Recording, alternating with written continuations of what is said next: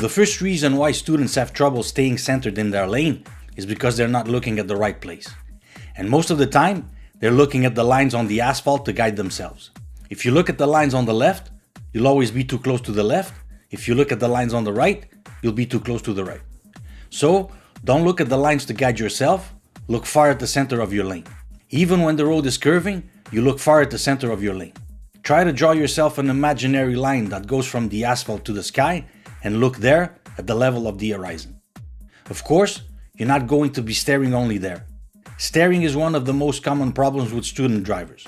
You need to look everywhere, but only fractions of a second, and your eyes keep returning over there so that you can stay centered. Students tend to focus solely on the vehicle in front, almost like if they had a cardboard piece on the windshield and that's the only thing they see. So when the vehicle in front drifts, they drift with them. So just keep looking far ahead at the center of your lane.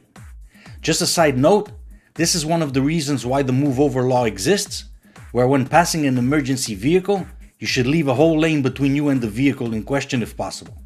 People, when passing by an emergency vehicle, by curiosity, they tend to look, so because they are looking in that direction, without realizing it, they tend to go towards the vehicle in question and accidents happen. Another example is when going around circular medians like this one.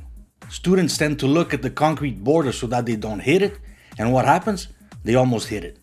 Again, here, don't look at the border, look far at the center of your lane. See the difference? Looking at the border, looking at the center of the lane. And probably the best example of that is when exiting a highway on those circular exits. If you look in front, you'll always be too close to the guardrail. So don't look here, look there. This is one of those situations where looking at the right place magically solves the problem in a matter of seconds. So the main reason for not being centered is vision. The other reason actually has to do with the steering wheel itself and your hand position and tightness. Beginners are usually stressed when they drive, so they tend to hold the steering wheel too tight. So in situations like these, when the vehicle is approaching in the opposite lane, because it scares them, they'll tend to drift to the opposite side. You might have seen people driving with just one hand resting on the wheel. Now, I don't recommend that. You should always keep both your hands on the wheel, and I certainly don't recommend this, but this is just to illustrate that cars are made to go as straight as possible, and most of the time when students swerve, it's because they manipulate the wheel way too much. So always hold the wheel with both hands, but not too tight. It also happens a lot when there are physical obstacles like concrete blocks or ramps. They focus on them because it scares them, and they drift to the opposite direction. Again, don't focus on those things. Look far at the center of your lane and everything will take care of itself.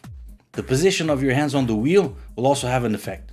If you hold the wheel like this, with one hand over and one hand under, that puts more weight on the wheel on the side of the lower hand and it'll make you drift to that side.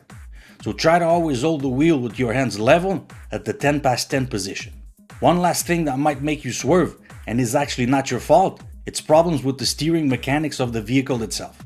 Although for most of these problems you'll need to bring your car to a mechanic, something you can check and fix yourself is tire pressure. If, for example, the right tire is underinflated, the car will lean to that side, so when driving, you'll tend to drift to the right. So try to keep both tires properly inflated and at the same pressure. I hope you liked this video. Thanks for watching.